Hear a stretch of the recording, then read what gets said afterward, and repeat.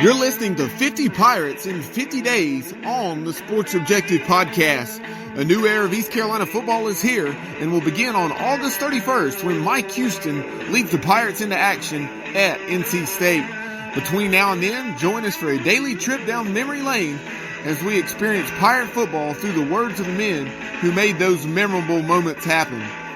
Here's your host, Bubba Rosenbaum. We continue our 50 Pirates in 50 days. Bubba, what a very special guest we have now. Yeah, we do. I'm very excited to catch up with a guy who played for the Pirates in the mid-'90s, from 93 to 97, Perez Mattison. Perez, welcome in. Welcome. I'm glad to be here. It's been a while since I've talked to the Pirate Nation, so I'm excited to be able to study a little bit of my journey since I left ECU.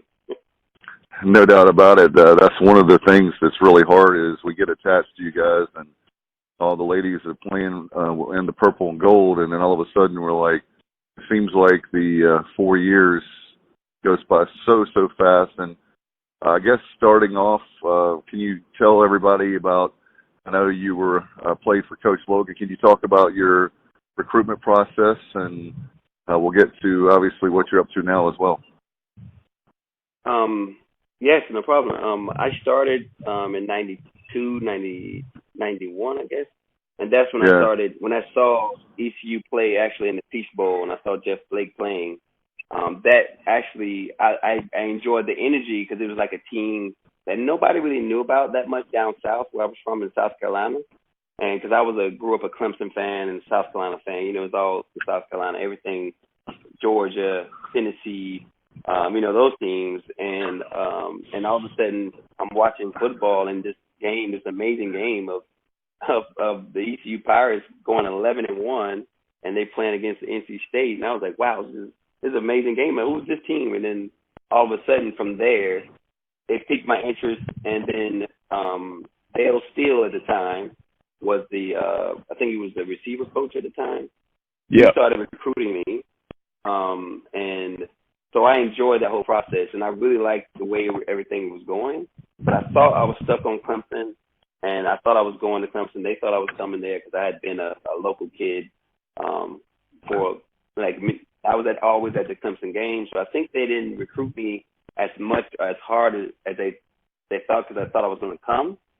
And then Dale still kept putting in work, and then I kept talking to at the time it was Coach Logan was there. They had Todd Berry that was there. Doug Martin was there. There was a lot of great coaches, and I just meshed with those coaches more. And then Coach Logan came to my All-Star game, and that was still the deal when he told me how my skill set fits into his offense. And I think the year then it was I think it was Mike Anderson was the quarterback. A tall guy, could really throw it. And I really enjoyed the way the Pirates played. It was kind of like, again, like the Pirate way. You know, that's kind of like take risk, and you kind of like really are Pirates. It really is that. So I enjoyed that recruiting process, and I enjoyed coming to visit ECU. And I just got really got at jail well, because there was a guy that actually I played against in high school who went to ECU, Greg Floyd. He went to ECU, and he came and he told me about the place and how everything would fit. And that's why I chose ECU over the other schools. And I enjoyed it, every part of my process with ECU. You know, Perez, that's one of the things, like you were talking about, the way the Pirates threw the ball around in those days. Not as many people did that back then as they do now. You saw Jeff Blake in the shotgun there in the Peach Bowl, and that wasn't something that we did a ton that year, but Coach Logan there and the situation called for it. So that was something that had to be really appealing to yourself as a quarterback, seeing the type of offense we ran. Yeah, it was actually exactly the same offense that we were actually running in high school. Because after that game, I went to my coaches and we started piecing together a game plan, because even in high school, it was the same. We was always, before I came up on the varsity, it was always pitch left, pitch right, and, kind of like to run the football, throw the ball when you can, control the ball. But when you said like, hey, we have a guy who can actually throw the ball relatively well, why not open it up a little bit so we can actually take advantage of our athletes? At the time, we were starting to develop a lot more receivers and not with those big burly backs that we used to have. And so we went to a more faster pace, and that was, again, before everybody actually started the whole spread thing. We were already kind of doing it, but it was exactly similar to what ECU's system was, except for ECU, they did a lot of like option reads and with a tight end, which was really good because, again, tight end and a Y is the same thing. One back offense, and then they switched to two back. So I really enjoyed the offensive system that I learned at ECU, which actually still to this day influences my way of calling plays and exploiting defenses. But ECU at the time, they were really exciting to play. And then the next year with Mike Anderson, big thrower, they were throwing the ball around. So that excited me more than running the triple option at Clemson per se, or actually going up to Notre Dame, and because Tony Rice was there and Luke Holtz was trying to get me there. And I was like, it's too cold. I want to throw the ball. And Coach Logan made his pitch. And, it's kind of hard to say no to Coach Logan once he made his pitch. But he really made it fun. And that's why I wanted to learn offensive football, is from the throwing aspect of throwing the ball. Yeah, no doubt about it. That's one of those things. Coach Logan, like you said, was notorious for mixing that option in because with the option, you would see more man coverage, and it would help simplify things for the quarterback, but then also put pressure on the defense. Exactly. And then another thing you have to. I'm sorry, go ahead. Option football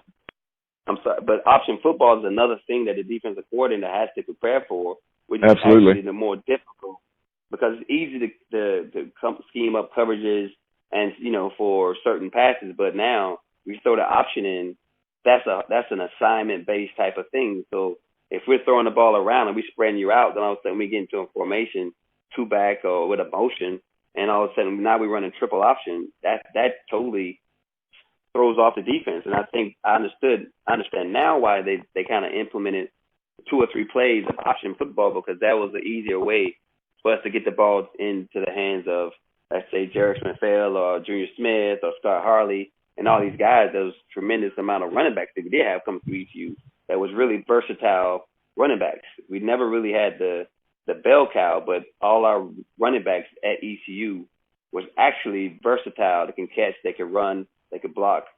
And it actually was a precursor to what all the running backs look like now in college, versatile running back. Right. So Perez, like we said in the open, you got on the scene in 1993. And in that 93 season, you had Marcus Crandell. He suffered that gruesome leg injury against UCF. So when that happened, I guess Chris Hester was the quarterback, and then he also got hurt. And then you there, about 4 or 5 games into the season, something like that, were all of a sudden the starting quarterback. So talk us through that process and what that was like. Honestly, I was not even ready. I was like, okay, Marcus is here. I got to learn the system. I remember me and Danny Gonzalez were like always together because we were the backups of the backups. Because it was Marcus Crandell, it was Hester, really good quarterbacks. And then it was Orlando Whitaker that was there. And there was another guy, I forget his name, and Dan something, but he was a really smart guy. Came from BYU. So we had a really unique quarterback room. And it was really exciting, but then all of a sudden I'm at the games, I'm just hanging out with Danny, and then I say, we look on the field and we see Marcus' leg like turn the opposite direction, and we're going like, okay. And we're kind of shocked, but at the same time, a coach came screaming, I think it was Coach Connor, go get your helmets, we need you to get your and we're like, okay, I didn't even know where my helmet was at the time, and we didn't know who was going to be in.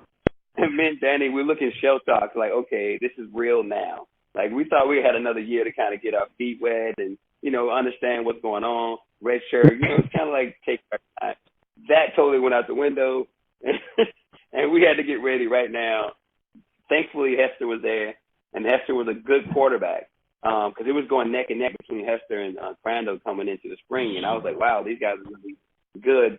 compared to what we were at the time, because we were incoming freshmen, and those guys were sophomores or juniors at the time, I think.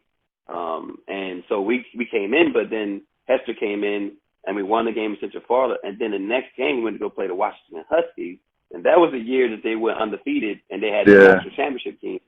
They were disqualified because of whatever rules. And I just remember Hester taking a beating that game, and I was like, man, I don't know what I could do. He was getting hit so hard. I was like, wow, that's crazy. And he was getting hit off a handoff. I just remember in Washington and the Huskies, that was a big stadium, a lot of people. It was the first time we in the Seattle position. We up there, and I remember walking off at halftime and seeing Hester on the floor, on the ground, and he didn't get up. And I'm like, okay, I'm next. I'm like, I got to go fight Tyson next. Okay. So I'm going in. And I remember sitting there and everybody's going, you ready? You ready? I'm like, yeah. I'm saying yes, but inside I'm thinking, like, I know I'm not ready. I don't even really know the play. I'm really kind of like confused. I'm looking at Hester taking a beating, and I'm thinking, like, that won't be me because I'm going to run. I'm a little bit faster than Hester, so I'm like, well, I'm just going to run. And I remember him coming back, and he takes his pads off, and all I see is his whole body was like black and blue, and I'm like, oh my God.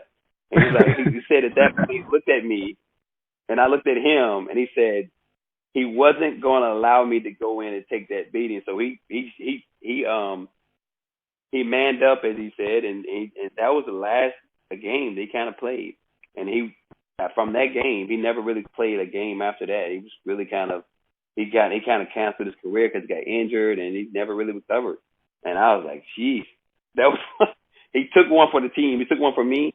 That's why I'm always indebted to Chris Hester, because he didn't allow University of Washington to be my first action of the season. I was like, please don't let that happen. So the next game we played against South Carolina, but it was a fun season, but not because of I got to play, but just because I was like, oh my God, this is really real right now. And I just was like a freshman, so I was like, I was excited on one end, but scared on one end of not being able to do the job, because again, I didn't think I was starting. I thought I was like, oh, we're just gonna be here riding the pine. So I was doing the whole backup quarterback thing. Right, it's like next man up, right? Yes, it happened real quick. So it was that South Carolina game that was your first game, or was it Louisiana Tech? Louisiana Tech was my first game starting. South Carolina game was Chris Hester, and that was his last. Then he kind of I came in and I started playing at the end of that game, where I kind of took over. We were coming in and out. Hester would come in for one series. I would come in, and we were trying to keep South Carolina defense off balance by coming in, and they were running a lot more option with me. And they were trying to actually simplify the game for me, but I was never really an option quarterback. So I was like, okay. It wasn't my thing, because I was more of a thrower than a runner. But Hester came in and we did it. I think we lost by 4 or 5 at the end. It was like a real unfortunate victory, because I think we controlled the game all the way through. I think they got a touchdown at the last minute or whatever. We almost came back at the end. But that was my first one. Then the next game, it was homecoming against Louisiana Tech, and I couldn't lose that game because the seniors pulled me to the side before, and I remember looking at Carlos the Crumpler and all these big seniors, and it was like, if you lose this game for us, we're going to kick your A.O. after the game. And I'm like, okay, no pressure though. Okay, it's cool. Oh, God. Fun time thinking about that. That's funny. I can see you cornered in the locker room in Ward right now. It was right after practice. It was right after practice. And they had a senior meeting, and during the senior meeting, they told me to come over, and then they just gave me the spiel. And I was like, okay, definitely can't lose this game. You don't lose homecoming, right? Yeah, that was a homecoming. I can't lose that. And then I injured my thumb in that game, and I had to shoot up my thumb because I couldn't. It was on my throwing hand, and so I was like, I can't lose But then it would be like, okay, I burned my red shirt, and then I'm looking at Danny, and Danny was like, I'm not really ready at all. And we were like, okay, what's next? So I'm like, well, I'm already burned my red shirt, so I got to stay in. But we Novocained it up, and I put a wrap around my hand, and then we finished the game. We won. So I'm happy that we got that win against Louisiana Tech, which was a good team at the time. So that just shows you how some things can go. We were staring having to play a fourth quarterback. That was pretty crazy. Yeah, that year was like an eye-opening year for I think the whole program, because we saw how quickly things can change from the outset. Because we knew that Marcus was going to be the starter. He had a great game against Syracuse on ESPN. That was my first Thursday night game. I was really happy about there.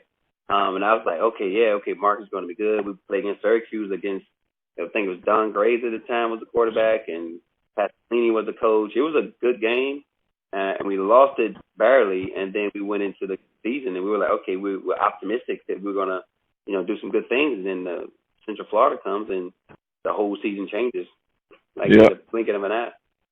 And Perez, I was going to mention that a lot of people it's not a matter of, it's a misconception by some that may listen, but because I really feel strongly about how great Holton Ahlers is, my concern is, and others in Pirate Nation, is the very fact of that very season of 93. You have Holton Ahlers, God forbid, if he goes down, you've got to have a stable quarterback ready to go, and that's the perfect case study, if you will, on why you need to have a full room of quarterbacks, right? Yes, and I think at the time ECU was doing a great job of recruiting players that I think that could. Because I remember coming in my freshman class, my whole freshman class was playing. B.J. Crane, Carlos Brown, Marvin Burke, Jason Nichols. I was the only one that was playing on the defensive side of the ball. They were playing. They started getting trickle in a little bit, but we kind of didn't. When we saw that Marcus got hurt, we kind of held back Jason Nichols, Larry Shannon, Linwood DeBrew. All these guys were really, okay, we're going to redshirt these guys. And then the following year, because they all redshirted, they were actually more prepared because they didn't have to get into the fire so early. And I think that kind of changed our perception of depth at ECU in the sense of how quickly things can change really quickly. And I think that's changed their recruiting habits of making sure we had, again, that stacked quarterback room. Because, again, after that recruiting year, we brought in, there was David Gerard, there was Bobby Weaver. We had a lot of good quarterbacks coming through ECU. We had that stable of next man up if something happens. And I think that forced us then to kind of look at that quarterback room as a replacement type of by choice, by injury or whatever. But it's better to have more stars in that room than one big star and everybody else is kind of mediocre, I think. Kind of forces everybody to be a little bit better. No doubt about it. After that 93 season, you, of course, like I said, played for the Pirates from 94 to 97 after that. But Marcus Crandell came back from his injury well, so he quarterbacked from 94 to 96. And then Danny Gonzalez, that you've mentioned, came onto the scene in 97, or actually the end of that 96 season when Marcus got hurt. So talk a little bit about those years, what it was like to move from quarterback to wide receiver and then eventually DB. I think a lot of that, it affected me because I felt like, one, during my true freshman year when I was playing, I took playing too hard, but I actually didn't do anything in the classroom. So I was so focused on the football, trying to go out and win. And if you go back and look at the stats that we did play that year, yes, we were 2-9, but we lost 2 or 3 points, or 4 points maximum each of those games. We never really got blown out. It was okay, when we went down to play Kentucky, it was a 6-3 and 9-3 game. It was really close. Southern Miss was a touchdown away. Every team, Cincinnati at the time, I think it was I think we won that game. I don't remember. But I remember each game was really close. And I remember in that process of the season, I was we were one touchdown away every time. So I put a lot of it on myself for not being prepared. And I think coming into the second year, I was really looking forward to competing with Marcus so I can kind of like redemption of my freshman year, because I was like, I wasn't prepared at all. And I was like, okay, my second year, I'm going to prepare. I'm going to do my thing. And then I had this whole thing with the academic side that I didn't at all take care of, which is totally my fault. I just kind of went into play football mode, and I forgot about the academic part of it. And that kind of got me in trouble. But I did have the red shirt, so I redshirted that next year while Crandell was quarterbacking. But towards the end of that year, we lost, like, I think 2 or 3 receivers, and we were going to go trying to fight for that bowl game. And we were like, look, we gotta make it to the bowl game and win these next 2 or 3 games. And that's when they came to me when I was redshirted and said, look, we know you can play quarterback. You know, you're redshirted. We don't want to burn your redshirt, but we really need to have somebody step up right now in this receiver position. We need more help, depth at receiver. And will you be open to coming in? Because you know the offense. We think you're a good athlete. And you can easily transition. And I was like, look, in my mind, I'm thinking like, okay, whatever. I didn't even think twice. I was thinking like, okay, whatever I need to do to help the team out, and at the same time show them that I'm willing to do whatever I need to do to help the team out, I'll do it. I mean, it was just, again, I wanted us to be successful, and I wasn't thinking about myself or my future. I was thinking about the team. So I canceled my register with like 3 games to go, and I started playing receiver and punt return and kick return the end of that season. Then we went to play Illinois in the bowl game, and we lost that game. Not that much, but we really wasn't prepared. It's just like Illinois was a stacked team, and we came in. I think it was our first foray into like bowl season, and we were all kind of young, so we're doing all type of crazy stuff before the game, and I think that ended up hurting us because we were experiencing the bowl experience and not really focused on the game, you know. So I think we were more, they understand what that process was. And then the following year, from that receiver year, the following year, that's my lost year, then I was academically ineligible. And that hit me like a ton of bricks. And I was like, oh, wow, because they had nothing to do about, I was like not smart enough to do the work. I just wasn't doing the work at all. And I was kind of playing around and trying to focus more on football. And that academically ineligible year really focused me back on my football, on the academic side. And I think from there, I think that's where the break kind of came, where I was kind of focused, and they said, okay, you might need to focus more on receiver and as a returner or whatever to get athletes on the field at the time. And I think because of the fact of it was always a worry of maybe I might lapse in as far as like my academic side, that's why I felt like they didn't want to take the risk of me playing quarterback again, because I was not very trustworthy on the academic side. And that you don't want to have your quarterback be the guy academically ineligible and then you lose the quarterback. So I think they kind of wanted to make sure they prepared themselves for that. And that's when Danny started to be in the main backup to Marcus.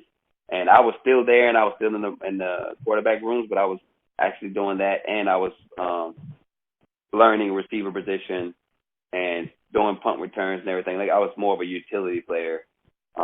So that's when I started seeing my idea of playing quarterback in college started to slip away.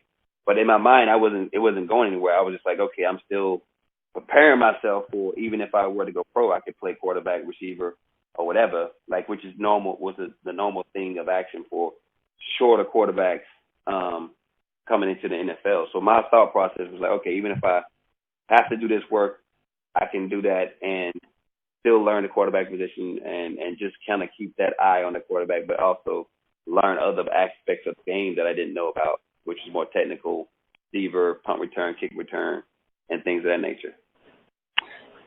During those years, of course, your head coach, Steve Logan, very well known and respected for his offensive mind and his ability to coach quarterbacks. So kind of give us a glimpse behind the curtain, if you will, what it was like to be in the meeting room and on the practice field and so forth with Coach Logan, and maybe some Loganisms, as we would say, some of his famous one-liners. Yeah, it's like Coach Logan was a character. And I remember my first spring, and I was thinking I can throw the ball, I can do whatever, I can throw the ball over the field. And I remember it was a cover two, pattern, and we were throwing all verts. And I remember me taking the ball, and I'm looking at, okay, I can throw the ball in the soft coverage over here, and I threw it. And Coach Logan, and he called the ball as complete, whatever. And I came back, I thought I was happy. And Coach Logan, why are you throwing that throw? You don't need to throw that throw. You're not ready to throw that throw. I'm like, yeah, but I threw it. I didn't understand at the time that Coach Logan was trying to tell me there was a process to making that throw. I threw it because I saw it, and I didn't know really the depth of why. I just knew in cover two, that soft area, soft zone, and I threw it. But he wanted me to understand through the progression of the play, that play should be made, and not just by me just reading the coverage and throwing it, which it helps, but it also can hurt you in the game if you're so trying to see the play and throw it. So Coach Logan, I remember that. It stayed in my mind, and I still did not understand until he kind of broke it down in the meeting room, and he told me why. Everything is progression. If we go through the progression, that throw is going to be there because you went through your progression. And so that's one thing that he taught me about progressions, about staying in the moment and understanding that the moment and the progression is going to take you to that throw, and not just me seeing it and just throwing it because I'm a quarterback and I think I can gunsling it. He really slowed things down for me so I can understand the process of everything. That's why I love being in his room. And also because I had a habit, and I still do now, when I'm starting to get excited about something and I'm talking, and he would call me the black Chinese guy because I would start talking, and he was like, okay, Hester, here comes that black Chinese again. You got to slow it down so we can all understand what you're saying. I would start talking. He would say it in gibberish. He was like, hey, like, chin chin chin chin chin what? Oh, God. It made me, yeah, he was funny. He was really funny about that because I was, when I'm getting excited, I'm talking about football, and he's like, okay, here's Perez with his black Chinese talking again. And everybody would start laughing because it was only talking to me. And one of his Loganism was like when I was on the field, wherever I was going, and I'm explaining something to him, he's like, talk to me regular. Don't talk to me in that black Chinese, please. And then I would always have to slow myself down to talk to him. And he's like pulling my chain at every time he needed to. And sometimes he would do it jokingly because I was talking normal. And he's like, oh, so you forgot about to speak to me in black Chinese then. And so he was the funniest guy that I knew that was so serious at one point, but then he would flip the switch and be so funny. He was a big jokester, and it was fun to get to know that side of him and not just, the brilliant mind that he has and, him talking about football, but he was just a funny guy, and he had these mannerisms that he would go through. And to pick it back to the first Washington game, we're in the locker room, and he's giving us this big fiery speech. Okay, man, when we go outside, we're going to go in this field, and we're going to give them what we have. We're coming from the Pirates, da-da-da-da-da-da. And we all hyped up, and all of a sudden we hear this rumbling coming down the hallway because it was in the tunnel. So he opens the door, and all we hear is like these 100 players, big guys, Washington Huskies going, and he slams the door shut. He's like, men, now I said all that, but know this, buckle your chin straps because it's going to be a fight. And we all sitting there looking at him like, because we were all kind of shocked. It was like, we were so hyped, and then you open the door, and you hear something hyper and bigger, like a roar that's bigger than your roar, and you're going, oh crap, that's a big thing. I think they had like players and like big Samoan guys and big just dudes, and we only had our travel squad, which is probably like, I don't know, 45 players at the time, 45, 50 players maximum. And because at home games you have more players, right? Travel teams have like the essentials, and man, we were like shocked. And he was like, be prepared to fight when you go out in the tunnel. And it was so funny, and everybody started laughing a bit, but we couldn't say it because we were about to go out and play. But looking back on it, it was funny because we kept talking about it after the game, how he shut the door when they kept coming back, because it was a big team, and they kind of intimidated us from the start, from that point. But we did show up and play. They didn't kick our butt, but we didn't really play well. But we just, was Washington Huskies, and we were there. And it was the first time we were there, and we were like, okay, this team's undefeated. But we still kind of hung in there. But it was they were stagnant. Yeah, actually, I remember that game. I know my dad and some of his friends made that trip out there to Seattle, and like you're saying, the score made it look a lot worse than what it really was. I think we lost like 35-0, but we had been pretty competitive throughout, and like you said, we just weren't in a position offensively to be competitive because our defensive coordinator at that time was Larry Coyer, who went on to be a very successful defensive coordinator in the NFL, and Coach Coyer really had us playing a tremendous defense compared to where we had been in 1992. And I think even though they had 35 points, they were the beneficiary of maybe some defensive touchdowns or short fields and so forth. And because I think we only allowed like 200 and some total yards. Yeah, they had two returns on special teams. That was 14 points right there. So I remember, like, we were in the game, and that's like when we playing a game against that big team, we were like, even though it seemed like we were actually losing, but defensively we actually played lights out. We just didn't have enough on the offensive side to actually change the field, because I thought we was in our end zone area, 40 and back the whole game practically until I think we got one long play from Morris Fletcher. I think he caught a pass up the sideline, and we crossed the 50, and that was the first time. And I knew that they had a great defense, but Junior Smith could do what he could do, and I think we had Terrace at the time. It was very difficult, but at the same time, I felt like defensively we kind of stopped them more than what everybody thought. And again, the score was not indicate at all how closely we did play. And that was a great thing, I think, building up to our defense actually becoming the team that we became in 90, after that 92 season, 93, 94, 95. Those were those guys, which was actually my incoming class with Libiano and all these guys that actually said, okay, we got to, and it was a commitment that we got from Coach Connors, and we just bought in. And from there, we became those soldiers that we talk about a lot of times. That, again, was something that little man pirate, we're going to go defeat the Goliath, and we had no fear. We just had no fear because we knew condition-wise we were going to out-condition you, and we were going to play ball. And that's what Coach Logan and his staff was great at.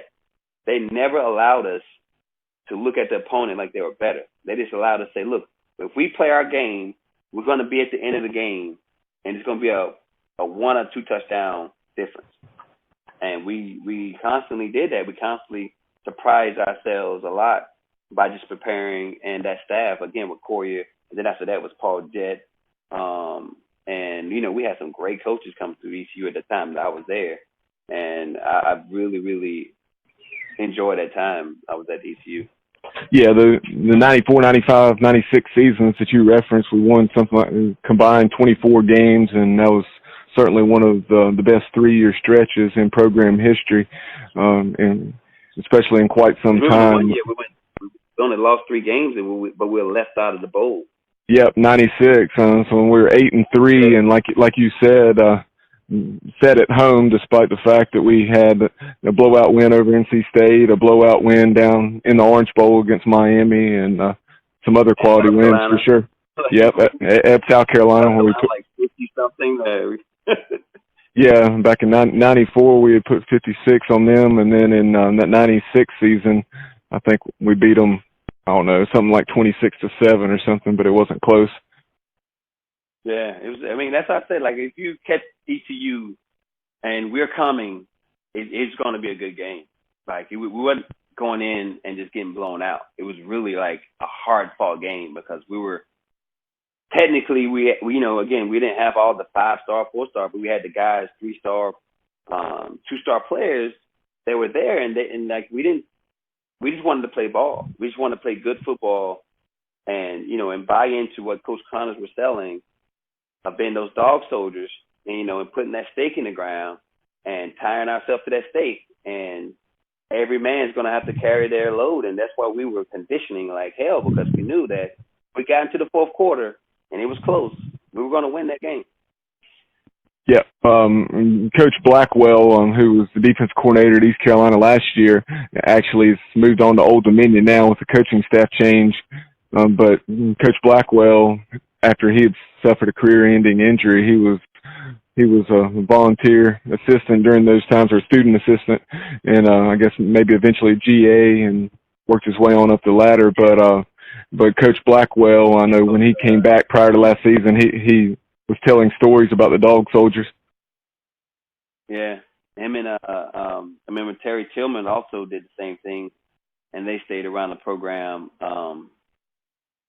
being GAs. And I do remember that dog soldier. That was something that I thought was a great years for me, because I was like, that solidified that 93 to 97 type of years, because Coach Connors was like one of the best. He still is one of the best strength coaches that I've come across. And his talks before the game, and then that dog soldier was the thing that we kind of took. Like we stuck our sticks in the ground, and then we created this thing from there, this monster, which was the Foot Five alumni, which is a group of the football players. We created our own like fraternity, but it was made of football players, so we called it the Foot Five. We had this whole thing, and it was all built around the dog soldier mantra of like, it's us against the world. And that's pretty much what a pirate is. It's whoever's on that boat against the world. Absolutely. That's the mindset that we're trying to get back with the program right now. But moving on from your time at ECU over the last 2 decades plus, I know you played some football over in Germany, maybe France and elsewhere. So talk a little bit about that. And then in addition to your playing days after ECU, what you're up to now. Yeah, after my playing days in ECU, I was still trying to get on teams from the free agent market. I was going to tryouts. I was trying to go get a tryout with a team, and I was playing DB and playing some quarterback, still was trying to push the whole quarterback agenda. And then I decided to, NFL Europe was there as an opportunity to kind of for players to go and get signed on to teams as either a practice squad player or just get on as a free agent. So I wanted to go the opportunity because the CFL was, I didn't really like the 12-man football thing. And I was like, well, I really wanted to try to prove that I could play quarterback. So I went to NFL Europe route, and I landed in France. The first time I've been outside the country. And right when I went, I think it was the second year that I was there, the NFL Europe folded.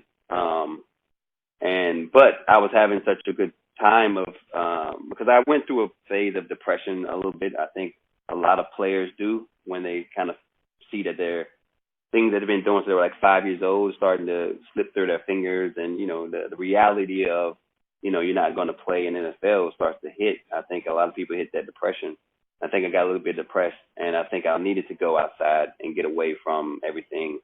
And I went to Paris, and obviously it's Paris, so I'm like, okay, this is new, and everything was different, and they didn't know anything about football really, and I liked that because I wasn't getting the same questions of what are you doing now about football, whatever. And I started being a regular person, but at the same time they had football leagues in France and Germany and Spain all over Europe, and so I started playing there. And then I decided to stay in Paris. I got my MBA in Paris in international business and entrepreneurship, e-commerce. And so I started doing the whole thing in France, working with the teams there, with the national teams in France. And we started playing the World Cup of American football. And I was a coordinator on those teams for 4 years. And then eventually, because I was living in France, I was still playing in France for teams like the Flash de Courneuve, the Templier, and the Spartiates Amiens. Those are big teams in France, and we were playing against teams from Austria, Germany, and eventually I got my nationality, my French nationality. I'm a dual citizen right now. So once I got that, then I started to play for the French national team, which was really interesting because we had to play against Team USA in the World Cup in Canton, Ohio, and we lost to Team France. It was 70-something to 0. it wasn't even close. But I remember talking to some of the other American players, and they were like, it's like, wow, you playing for you playing for Team France, you're playing for Team USA. They were kind of giving me a little bit of a hard time, but they actually took it out on me in the game. It was funny, but it was a tough loss for France. But I knew going in, like, it was gonna be a tough way for us to even score, because France, Europe, and as far as like US, they kind of a little bit far behind when you put all 11 American guys and them understanding college ball and how the speed of the game is. It was going to be tough, but we did come in third or fourth place behind Mexico, Japan. So it's football in Europe. I've been there for 18 years, Paris, and also I started broadcasting for a channel there, BN Sport. Started doing the NFL broadcast that comes on at 2 a.m. in France, and I was doing that in French. So I finally got my French good enough to where I could be on TV and talking, and so I was enjoying life. I really was. I was enjoying the whole purpose of why I was there, and teaching those kids about football, which is my Loganisms and football, and all I learned at ECU, and it actually fit, which is really funny, because coming from ECU, which was kind of like the always trying to slay Goliath, which was the big teams, the Auburn's and the Tennessees and the Miamis of the world, going to Europe and trying to implement football so you can actually compete against Americans was similar type of deal. So I was never really, I was already kind of bred for that from my time at ECU, because we were kind of always the little David trying to slay Goliath. So I took that mentality and I started applying it to the teams I was coaching to and playing with in Europe, to where, like, we started being the teams that nobody thought about. And then all of a sudden now we're in the championship game and we starting to play teams. I even saw the quarterback, what's his name? Shane, I think. Yeah, Shane Carden. Carden. He even came and played, and I saw him play. I didn't get a chance to speak to him, but I saw him play for a team that was in the south, and I was in the north of Germany. So yeah, Greg Lafleur, I played against him. We played against each other twice, and he was like, we were talking. I said, wait, this is two other Reggie Bullock. I played with him in Germany, and a couple other ECU guys. He's a defensive end. He came from Germany. I forgot his name, Shane or something. Weldon, I think his name was. It was started with a W, but I've come across a lot of ECU guys playing in Europe, and it's always been the same. They've either reached out to me because they know I've been there and I was there for so long, so that I was trying to give them in and out of what Europe, what to expect, what to ask for pay, and things of that nature. So I became like the ambassador of guys coming over and trying to teach them how to actually live in Germany, live in Europe and play football professionally there, and how they can actually, if they wanted to stay in Europe, and how they could actually stay and live and actually continue on with their career and actually be professional players.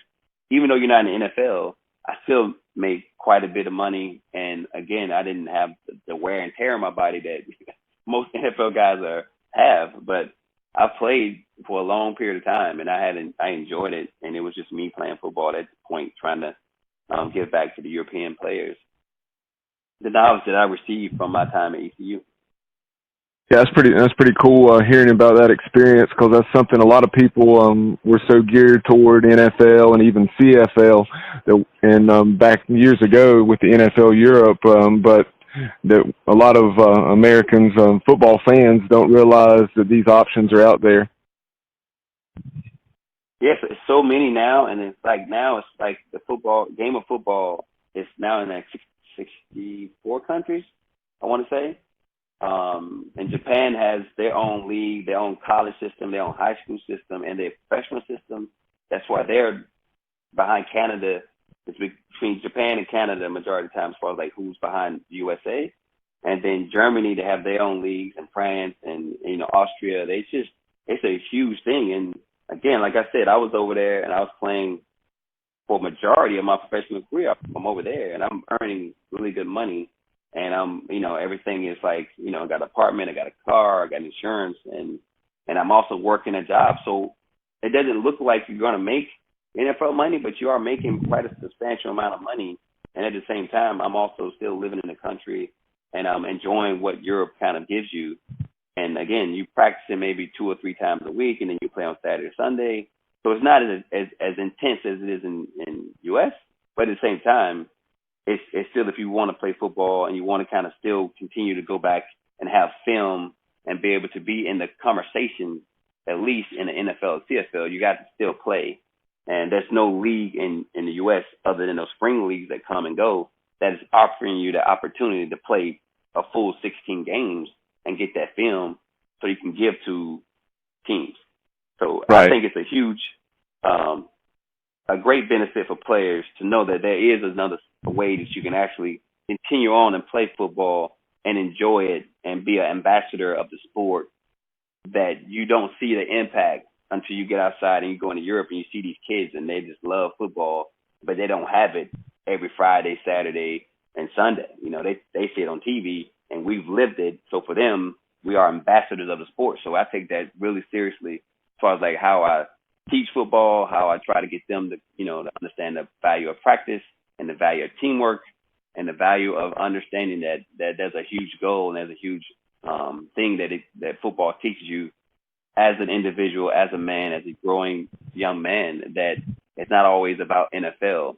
It's always about how football develops you as a man to overcome obstacles and failures in life, to kind of keep going and to kind of make something of your life, even though you didn't reach your initial goal. Maybe that wasn't your goal to begin with. Maybe your impact was greater because you had to go impact other lives that you didn't see at the beginning. No doubt about it. Fast forwarding to the present in terms of East Carolina football, that's what obviously the last few years have been very down years for the program, 3 straight 3-win seasons, but things are looking up with Mike Houston and staff coming on board as we move into the 2019 campaign. So do you have any thoughts on where ECU football is probably headed under Coach Houston and staff? I went and looked up Coach Houston. I looked at the type of teams that he did develop. I think he's similar. He's went through every stop he's had. I think he's had a team that wasn't really, nobody really looked at as far as like winning, and he kind of built a winning tradition, which I like. A guy who, because ECU is a hard sell for a coach, because you have to go in, you have to understand you're not going to get the top guys, you're not going to get all this stuff, but what we do give you at ECU is the support and the fanship, in the sense of we've built things there at ECU that have been done with with Coach Logan and other coaches, successful coaches that's been there. It can be done, but I think the thing that we have to do better is reaching out to more alumni to make sure that we are part of the process. Because I think kids, when you're coming into a ECU or whatever, you're thinking like, oh, okay, but where's the lineage? Where's the alumni players that were there that kind of built up the program? To have those guys have more of a mentorship to these younger kids and push them through certain things that maybe the coaches can't get to them for, but alumni can be there to say, look, we had this issue and this is how we kind of solved it. Coach Connors is still there. So that's a huge rock for them to lean on.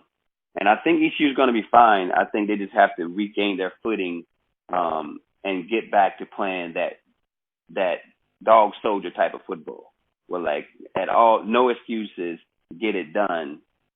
And I felt like we got a little bit away from that, where we're trying to act like, we were something that we weren't. We were always a dog. We were always the pit bulls, the pirates. We were always that team, that persona. And I think it fits Greenville, because Greenville's like, it's outside of everything. It's like it's way off on the side. And we always are going to be going against the North Carolina, every other North Carolina school. And we have to be that underdog, and we have to go win. So no matter what excuse, who's the coach or whatever, the players that are coming into ECU have to understand you chose ECU because you wanted a challenge. You chose ECU because you wanted to prove everybody else that didn't give you a shot, that wanted you to change over from a position to play another position. ECU, you come to ECU to actually play against the top competition and to actually grow from a football player standpoint. So I think they're going to be, with that coaching staff that they have now, I think the coach, he's kind of making efforts and he's built programs up. And I think this is what he's good at right now, and it's going to be a perfect fit, I think, with the ECU. I definitely agree. You look at what Coach Houston did in high school, and then at the Division II level with Lenore Ryan taking them to a D2 national championship game appearance, and then he had success at the Citadel. Actually went into Williams-Brice Stadium and upset the Gamecocks that year. So that was something that was very very impressive. Whether South Carolina was having a down year or not. And then, obviously, what he did at JMU speaks for itself with the national title and nearly winning the second national title. But you've been very generous with your time, Perez. But before we let you go, I know here in the last few years, at least or so, you've been talking about the NFL on TV in France and so forth. So, do you think you could provide Pirate Nation with a call, maybe whether it's historical or maybe something current in French? Yeah, no problem. If everybody can understand it, but yeah. You can say it, and then we'll translate it. Okay, you want me to say a football play? Or you want me to say like just me calling? Yeah, just describing the action like you were a commentator, or whatever's easiest for you. Whatever's easiest for you. I just thought no problem. First, I'm gonna do a play, like I would call a play if I'm in France. I would call a play to the French players, because one thing that they did have in France is like normally they only have, like in France, they'll have like 2 Americans per team. Right. So normally it's a quarterback, maybe a defensive player, for example, linebacker. So majority of the guys, some probably spoke French, but English, but a majority of them spoke French. So you had to learn French really quickly. Right. So when I got really good at proficient at French, it would be like, okay, say we're going to run a play, we're trying to get like a first down or whatever. I'd be like, okay, and if you say, it's like the letters and numbers are sort of the same. So it would be like trips droit, which is trips right, trips droit, 55, which is actually a 55 play, which is actually a sail route. 55 sur 3, on 3. So it was like trips droit, 55 sur 3. And that's pretty much the play call. So we go to the line, and I call the play, and I'm like, sur 1, sur 2, sur 3, and we go. And that's a play call. So, but if I'm calling it from the booth, I'm in the NFL Europe, we calling it from the booth. They were like, d'accord, sur le ballon, on a we can make up a name. On a the San Francisco 49ers. Il va aller au 30e tentative sur le first and 10, le 3e tentative. On a 3 receivers sur la droite. On a un receiver sur le gauche. On va snapper le ballon. Le quarterback il lance le ballon côté droite et le ball est frappé. On va avancer le first down. So what I just said was, we have the San Francisco 49ers at the 30-yard line. We're advancing, and it's third down and 10. Troisième sur 10. And they got trips right. 1 receiver to the left. Quarterback drops back. He throws the ball to a receiver that's complete for the first down. And now we're on the 20-yard line going in, first down for the 49ers. Gotcha. And the reason that came to mind is because down through the years you hear calls. Most of the time it seems like it's in Spanish, whereas whether it is a football game, baseball game, you hear tremendous finish in whatever sport it may be called in that other language, and it's oftentimes put on Sports Center, etc. So. Right. And that's the biggest thing about American football that is really particular other than football, because soccer is predominantly a European sport. So a lot of those guys already have their mannerism or whatever. The great thing about American football is, even though they're speaking in their native languages, they still are orientated of trying to get people to understand the game of football. So their basis of trying to explain football still, which is really on a basic level, they haven't really reached where the consumer is actually up to speed to like, oh, we can just speak about the game. Like we field Twitter questions and Instagram questions live, so we have to answer questions like why are the Giants called the Giants? Why are their logo blue? Like it's all these crazy questions. So you're going like, wow, this is real. But it's fun because it's like it's 2:00 in the morning and we finish at 5:00 in the morning because the games here late games, and then Sunday game we have games all day. So it's frustrating a little bit for me, but it's also fun because I get to actually delve into the history of why. Like a lot of times we just watching the games, you never really question why did they name them Giants? What was the Giants name before? Was it before Giants or was it Roughnecks before? You know, that history that we always kind of glaze over with you in Europe. You actually get more of a history lesson about the game of football that we don't really take for granted a little bit in the U.S. So you actually get to step back and actually delve into the history of every team and every question that they have, and so it's a fun deal. And since I've been back here, I try to go back for the season, and I've been here for the last year and a half too. So I'm trying to see if I can go back and forth to do that season over there because I always going back and forth for business and staying in Manhattan here in New York. So it's a fun deal, and we're actually going back to Paris and the coast of Croatia for the next 2 months to vacation over there. So it's a fun deal, and if you can get over there to Paris or whatever, let me know. I still have my place over there. It's open. We can Airbnb it. No problem. It's right in Pigalle. So if anybody looking to go to Paris, let me know, and then I can help you out. And yeah, so Paris is fun. Paris is real fun. Sounds good. So I've actually the only time I've left the country was just on a cruise. So I've actually I would love to travel to Europe, be it France or otherwise. But Perez, we really appreciate your time. Have a great summer, and we look forward to catching up with you down the road. Yes, indeed. I enjoyed this talk. It really brought me back to my memories of my young adulthood, I would say, and my years at ECU. And anytime I'm trying to make it to homecoming this year, and hopefully I'll be there, and maybe we can bump into each other and do it again there. But I've been trying to get back to ECU to kind of do an alumni thing and see a lot of older players I haven't seen in a while. So that's going to be on my agenda this year to try to get down and see a game for a homecoming game, and maybe to speak with y'all again and be able to catch up again. But thank you again for the opportunity to speak about my story and my time at ECU and my future or whatever.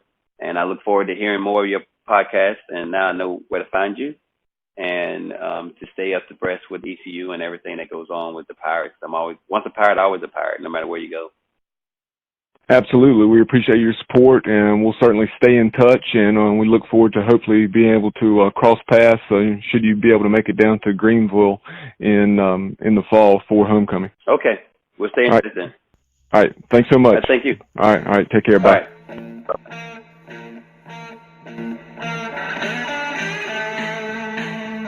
That concludes this edition of 50 Pirates in 50 Days on the Sports Objective.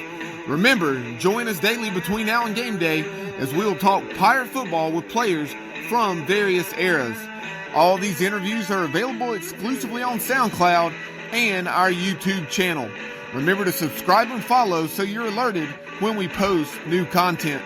Thank you so much for listening, and as always, go Pirates!